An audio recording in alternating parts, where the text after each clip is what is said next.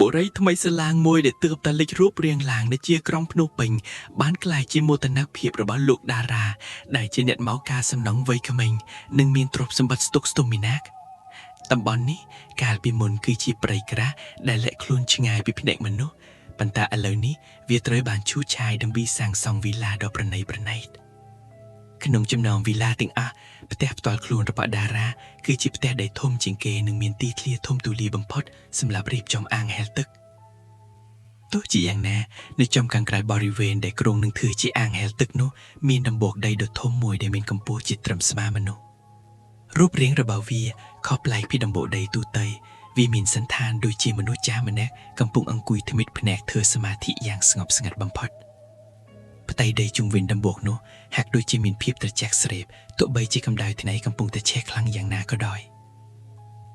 លោកតារាខ្ញុំគិតថាពួកយ៉ាងមិនគួររំរើដំបូកនេះចោលទេពូសូនដែលជាមេជាងសំណងចំណាមនុស្សបានដើរមកនិយាយជាមួយតារាដោយទឹកមុខស្លេកស្លាំងនិងញ័រដៃជើងកម្មករទាំងអស់សុទ្ធតែមានអារម្មណ៍មិនស្រួលពួកគេនិយាយថានេះគឺជាផ្ទះនៃអ្នកតាមនៅចាស់ស្រុកដែលថែរក្សាដីនេះតាំងពីយូរយ៉ាវណាស់មកហើយយើងគួរតែរៀបចំពិធីសែនព្រេននិងសាងសង់ខ្ទមអ្នកតាជូនលោកវិញដើម្បីជាការសំខ្មាទោសដែលយើងមកបំពេញកន្លែងលោកតារាដែលជាមនុស្សមានអំណួតនិងជឿជាក់លើវិទ្យាសាស្ត្រទំនើបបានផ្ទុះសំណើយ៉ាងខ្លាំងរហូតដល់កម្មករអីទៀតនាំគ្នាងាកមុខមើលពូសូនពួកឯងរស់នៅក្នុងសតវត្សទី21ហើយនៅជឿរឿងអបិជាជំនឿឥតប្រយោជន៍នឹងទៀតគ្រាន់តែដុំដីមួយដុំសោះចាំបាច់ធ្វើខ្លាយតថ្នាំញ៉ិនបើពួកឯងមិនហ៊ានកាប់កុំបារម្ភខ្ញុំនឹងធ្វើវាដល់ខ្លួនឯងព្រោះខ្ញុំមិនចង់ឲ្យមានកំណើតដីស្អុយនេះមកក្នុងអាងហែលទឹកតែថ្លៃរបស់ខ្ញុំទេដោយភាពមានអ្នកតារាក៏ស្ទុះទៅឆាកយកចាប់កាប់ពីដៃកម្មករម្នាក់ឬដើរសម្ដៅទៅដំបូកនោះយ៉ាងលឿនគាត់ចាប់ដើមកាប់រំលាយដំបូកនោះដោយកំហឹងរាល់ពេលដែលចាប់កាប់បុកជួយទៅគឹងសាច់ដីស្រាប់តែមានក្លិនដីសើមដែលឈួលម្យ៉ាងភាយឡើងហាក់ដូចជាមានអ្វីម្យ៉ាងកំពុងដកដង្ហើមនៅខាងក្រោមដីនោះកម្មករទាំងអស់នាំគ្នាថយក្រោយដោយភាពភ័យខ្លាចខ្លះលើកដៃសំពះសុំក្តីសុខខ្លះទៀតមិនហ៊ានសម្បីតែមើលចំខណៈដែលតារាកំពុងតែកាប់រំលាយដល់ពាក់កណ្ដាលស្រាប់តែចាប់កាប់របស់គាត់បានប៉ះនឹងវត្ថុរឹងមួយយ៉ាងខ្លាំងភូសសំលេងបែកបាក់អ្វីមួយបានមិនលឺឡើងយ៉ាងច្បាស់តារាឈប់បន្តិចរួចប្រើដៃកាយដីនៅសេសាចេញនៅខាងក្នុងដំបូកនោះគាត់មិនបានឃើញសាហ្វកាន់ឌៀមករោមជុំគ្នាដោយតែគាត់រំពឹងទុកឡើយប៉ុន្តែគាត់បែរជាប្រទះឃើញបំណែកក្អមដីដុតបុរាណដែលមានក្បាច់រចនាចម្លែកនិងអ្វីដែលគួរឲ្យរន្ធត់បំផុតនោះគឺបំណែកចង្កៀនពណ៌សស្ងាត់ងាត់ដែលមើលទៅដូចជាឆ្អឹងរបស់មនុស្សដែលត្រូវបានគេកាប់ទុកនៅទីនេះរាប់រយឆ្នាំមកហើយគ្រាន់តែជាកំទីរបស់មនុស្សបុរាណប៉ុណ្ណោះគេមានអ្វីត្រូវភ័យទេតារានិយាយខ្លាំងដើម្បីបិទបាំងភាពភ័យខ្លាចដែលចាប់ដើមជ្រាបចូលក្នុងឆ្អឹងខ្នងគាត់ចាប់បោះបំណែកក្អមនិងឆ្អឹងទាំងនោះទៅក្នុងគំនរសម្រាមយ៉ាងមិនអឺពើរួចបញ្ជាឲ្យក្រៀមចាក់ឈូដីរៀបស្មើភ្លាមពេលល្ងាចឈានចូលមកដល់មេឃក៏ប្រែជាខ្មៅងងឹតខុសពីធម្មតាខ្យល់ចាប់ដើមបក់ខ្លាំងនាំមកនូវក្លិនធូបក្រអូបប្រហើរលាយឡំជាមួយក្លិនដីស្អុយលលួយពេញបរិវេណផ្ទះកម្មករទាំងអស់បានសុំត្រឡប់ទៅផ្ទះវិញយ៉ាងប្រញាប់ប្រញាល់ដោយមិនហ៊ាននៅស្នាក់អាស្រ័យក្នុងវីឡានេះឡើយតារាមិនខ្វល់ក៏សម្រេចចិត្តស្នាក់នៅក្នុងបន្ទប់មេដែលទើបតែសាងសង់រួចរាល់ខ្លះដើម្បីយ៉ាងសម្ភារៈនិងដើម្បីបញ្ហាថាគ្មានអ្វីអាចធ្វើអ្វីគាត់បានឡើយនៅពេលដែលភាពងងឹតគ្រប់ដំណប់ទាំងស្រុងតារាក៏បានទម្រាតខ្លួនដេកលោទៅភាពហត់នឿយប៉ុន្តែនៅពាក់កណ្ដាលអាត្រាតពេលដែលម៉ាស៊ីនត្រជាក់កំពុងតែដំណើរការស្រាប់តែសីតុណ្ហភាពក្នុងបន្ទប់បានធ្លាក់ចូលត្រជាក់ដល់ឆ្អឹងខ្នងនិងដង្ហើមរបស់គាត់ចាប់ដើមមានអារម្មណ៍ថាធ្ងន់ខណៈដែលមាននរណាម្នាក់កំពុងឈើមើលគាត់ពីជ្រុងងងឹតនៃបន្ទប់រួចដើរមកអង្គុយលើទ្រូងរបស់គាត់យ៉ាងធ្ងន់បំផុតតារាប្រឹងដកដង្ហើមទាំងត្រដាប់ត្រដួសខណៈដែលរូបរាងពិតរបស់អ្វីដែលអង្គុយលើទ្រូងគាត់ចាប់ផ្ដើមលេចចេញជារូបរាងច្បាស់ក្នុងភាពងងឹតស្លុបវាគឺជាបុរសចំណាស់ម្នាក់ដែលមានស្បែកស្រដៀងនឹងដីឥដ្ឋប្រេះស្រកាស្លៀកសម្លៀកបំពាក់ខ្មែរបុរាណពណ៌ក្រហមក្រៀមដែលមើលទៅគួរឲ្យរន្ធត់ជាទីបំផុតភ្នែករបស់តាចាស់នោះគឺជាប្រហោងខ្មែរងងឹតនៃគ្មានប្រស្រីភ្នែកប៉ុន្តែហាក់ដូចជាកំពុងសម្លឹងទម្លុះទៅក្នុងព្រលឹងរបស់តារាដោយកំហឹងដ៏ពុះកញ្ជ្រោលតារាចង់ស្រែកឲ្យគេជួយប៉ុន្តែអណ្ដាតរបស់គាត់ហាក់ដូចជាត្រូវគេចងជាប់ហើយសាច់ដុំគ្រប់កន្លែងមិនអាចកម្រើកបានសូម្បីតែបន្តិច តាចាស់នោះមិនបានពោលពាក្យអ្វីសូម្បីតែមួយម៉ាត់ប៉ុន្តែគាត់បានលើកដៃដែលគ្រឿមដោយស្រទាប់ដីរួចកំទេចដីក្រហមមួយក្តាប់ធំដែលហាក់ដូចជាយកចេញពីក្នុងខ្លួនរបស់គាត់ផ្ទាល់ចាក់ចូលទៅក្នុងមាត់របស់តារាយ៉ាងបង្ខំតារាព្យាយាមរើបំរាស់ស្ទាំងឈឺចាប់រសជាតិដីស្អុយរលួយលាយឡំនឹងក្លិនឈ្ងៀមនៃធូបនិងផ្កាដែលក្រៀមក្រំបានហូរចូលទៅក្នុងបំពង់ករបស់គាត់ធ្វើឲ្យគាត់ថប់ដង្ហើមស្ទើរតែដាច់ខ្យល់ស្លាប់នៅនឹងកន្លែងក្នុងវិនាទីដ៏រន្ធត់នោះគាត់មានអារម្មណ៍ថាខ្លួនគាត់កំពុងត្រូវដាំងកប់ទាំងរូបនៅក្នុងគំនរដីដ៏ជ្រៅហើយដង្ហើមចុងក្រោយរបស់គាត់កំពុងតែត្រូវបានបូមចេញពីទ្រូងលុះព្រឹកព្រលឹមឡើងតារាបានភ្ញាក់ដឹងខ្លួនទាំងដង្ហើមញាប់ញើនិងញើសជួសខ្លួនគាត់បញ្ញាប់ស្ទុះទៅបន្ទប់ទឹកដើម្បីខ្ពុះមាត់ចេញប៉ុន្តែអ្វីដែលចម្លែកនោះគឺគ្មានដីសូម្បីតែមួយគ្រាប់នៅក្នុងមាត់របស់គាត់ឡើយទោះជាយ៉ាងណាក៏ដោយក្លិនដីសើមនិងរសជាតិល្វីងជូរចាត់នៃភាពរលួយនៅតែដឹកជាប់នឹងក្រអមមាត់របស់គាត់មិនព្រមបាត់ទៅណាឡើយគាត់បានព្យាយាមលងចិត្តខ្លួនឯងថាវាគ្រាន់តែជាសុបិនអាក្រក់ដែលកើតចេញពីភាពនឿយថត់និងការភ័យខ្លាចចំពោះសម្ដីរបស់កម្មករសំណងតែប៉ុណ្ណោះប៉ុន្តែភាពស្ងប់សុខរបស់គាត់មានរយៈពេលមិនយូរប៉ុន្មានទេព្រោះតែរាងកាយរបស់គាត់ចាប់ផ្ដើមបង្ហាញសញ្ញាចម្លែកដែលមិនអាចបញ្យល់បាន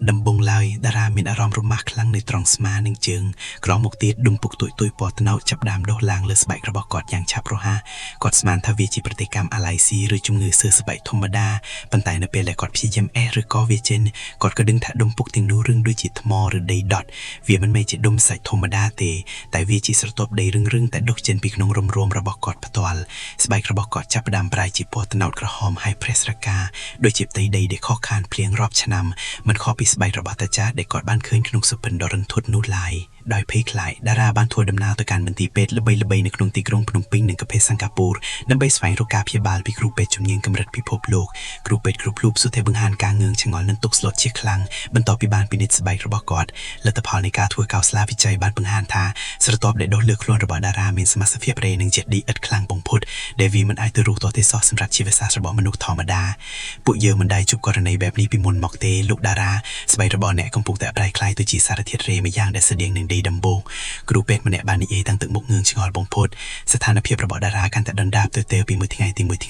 សន្លាក់ដៃនិងសន្លាក់ជើងរបស់គាត់ចាប់ផ្ដើមជាប់គ្នារឿងកំព្រេកលាក់ឡើងទៅគាត់មិនអាចដើរឬលើកដៃបានទៀតឡើយគាត់បានក្លាយជាមនុស្សដែលដេកនៅស្ងៀមលើគ្រែដូចជារូបសំណាកដីឥដ្ឋដែលកំពុងរងចាំការដុតកម្ដៅ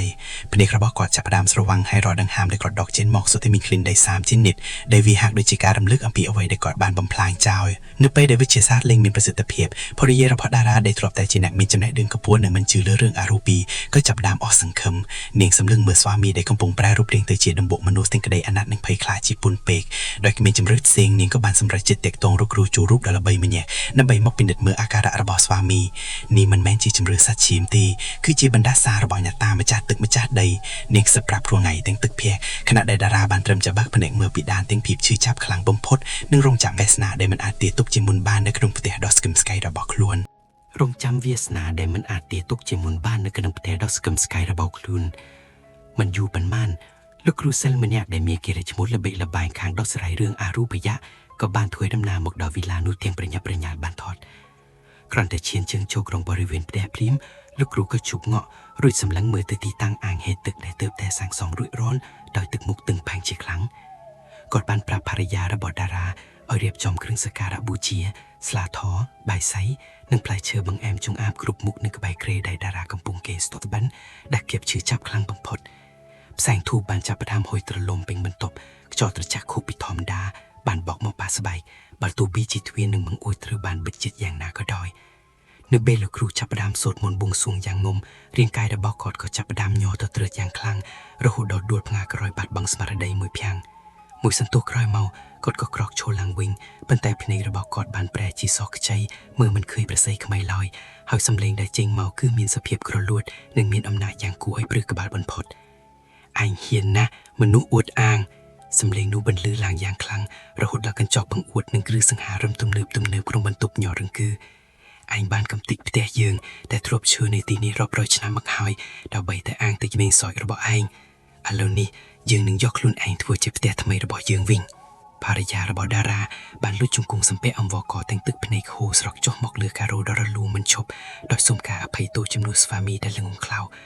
វិញ្ញាណដែលចូលរូបនោះបានសម្លឹងមើលមកនាងដោយភ្នែកដ៏សាហាវយំខ្នងរួចក៏និយាយបង្កាប់ដោយសម្លេងបញ្ជាថាបើចង់ឲ្យស្វាមីមានជីវិតរស់ត្រូវតែសាងសង់ដំបូកនោះឡើងវិញនៅកន្លែងដដែលឲ្យមានទំហំធំជាងមុនហើយត្រូវធ្វើពិធីសែនព្រេនសុំខមាលទោសជារៀងរាល់ឆ្នាំមិនឲ្យខាតឡើយដោយមិនបង្អង់យូរภរិយារបស់តារាបានជួសកម្មករឲ្យមកកាយអាងហែលទឹកដ៏ថ្លៃថ្លានោះចោលភ្លាមទាំងកណ្ដាលយប់អាធ្រាត្រពួកគេបានយកដីរបៀបនិងដីអ៊ីតមករៀបចំធ្វើជាដំបូកឡើងវិញនៅចំកណ្ដាលទីតាំងដើមយ៉ាងផ្ចិតផ្ចង់បំផុតតាមការណែនាំរបស់លោកគ្រូនៅពេលដែលដំបូកថ្មីត្រូវបានសាងសង់រួចរាល់ជារូបរាងហើយពិធីសែនព្រេនដ៏ធំមួយត្រូវបានប្រារព្ធឡើងយ៉ាងអធិកអធិធំតារាក៏ចាប់ផ្ដើមមានអារម្មណ៍ថារាងកាយរបស់គាត់ដែលធ្លាប់តែរឹងដូចថ្មចាប់ផ្ដើមមានកម្ដៅនិងអាចធ្វើចលនាបានបន្តិចម្ដងវិញទោះជាយ៉ាងណាសស្ទប់ដីដែលដុលលើស្បែករបស់គាត់មិនបានរលាយបាត់អស់ទាំងស្រុងដោយការរំពេញទុកនោះទេតារាបានរួចផុតពីសេចក្តីស្លាប់ដែលនៅគីបង្កើយប៉ុន្តែផលវិបាកនៃទង្វើអំនួតរបស់គាត់នៅតែដកជាប់ជានិរន្តរ៍លើរូបកាយជានិច្ចស្បែកលើដៃនិងជើងរបស់គាត់បានប្រែជាគ្រឿនរឹងខ្លាំងមានសភាពដូចជាសម្បុកឈើចាស់ឬដីទំបុកដែលត្រូវកម្ដៅថ្ងៃរហូតដល់ប្រេះបែកស្រកាដែលសំបីតែគ្រូពេទ្យជំនាញល្បីៗក៏មិនអាចរកវិធីព្យាបាលបានដែរគាត់ដៅដោយភាពពិបាកបំផុតនិងមានសភាពខ្ចីជើងជារៀងរាល់ថតទៅស្លាកស្នាមទាំងនោះគឺជាការរំលឹកមើលឈឺចាប់និងជារង្វាន់នៃភាពអំនួតដែលមិនគោរពចំពោះអ្នកស័ក្តិសិទ្ធិម្ចាស់ទឹកម្ចាស់ដីតាំងពីបុរាណកាលមកសប្តាហ៍ថ្ងៃនេះប្រសិនបើអ្នកមានឱកាសបានទៅលេងវីឡាដ៏ប្រណីយរបស់តារានៅចៃក្រុងភ្នំពេញអ្នកនឹងឃើញទិដ្ឋភាពដ៏ចម្លែកនិងគួរឲ្យងឿងឈ្ងុយបំផុតមួយជាមិនខាននៅចំកណ្ដាលអាងហែលទឹកដ៏ទំនើបបំផុតដែលឡងពោតដោយក្បឿងពណ៌ខៀវស្រងាត់និងទឹកដ៏ថៃឆ្វេងមានទំពុកអ្នកតាដ៏ធំមួយឈរយ៉ាងស្គឹមស្កាយនិងរឹងមាំគួរឲ្យឆាយវាត្រូវបានតុបតែងដោយក្រណាត់ពណ៌ក្រហមដ៏ស្រស់ឆើតឆាយមានធូបពូជាហួយស្វែងមិនដាច់និងមានផ្លែឈើបាយសីដាក់សែនព្រេងជានិកាលតារាឡើងជាបុរសដែលជឿតែលើវិទ្យាសាស្ត្រនិងភាពទំនើបដោយមួយថ្ងៃរឹងគួរអានទៀតហើយរាល់ព្រឹកគាត់តែងតែអូសជើងដែលគ្រិនរឹងឌូដីអ៊ីតរបស់គាត់ទៅអ៊ុជធូបសំពះនៅមុខដំបូកនោះដោយក្តីគោរពនិងកោតខ្លាចបំផុតព្រោះគាត់ដឹងយ៉ាងច្បាស់ថាតែដ៏ស្គឹមស្កៃរបស់គាត់តាមពិតទៅគឺបានសាងសង់ជាន់លើផ្ទះអារម្មណ៍អ្នកផ្សេងដែលមានអំណាចអត្ថាកំបាំងលើពីអ្វីដែលមនុស្សលោកអាចមើលឃើញឬអាចតតាំងបានឡើយ